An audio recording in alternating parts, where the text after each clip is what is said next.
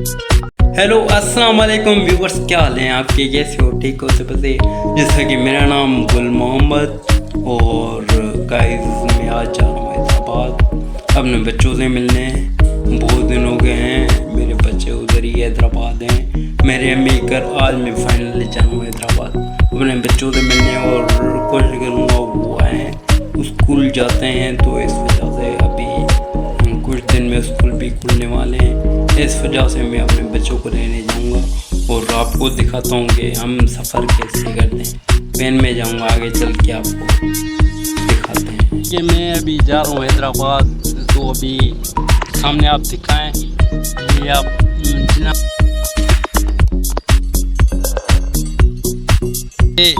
और अभी हम जाएंगे हैदराबाद। तो बस वैन के इंतज़ार में बाइक पे, ये मेरा कज़न है, इसके साथ मैं बाइक पे आया हूँ और अभी वैन के इंतज़ार में।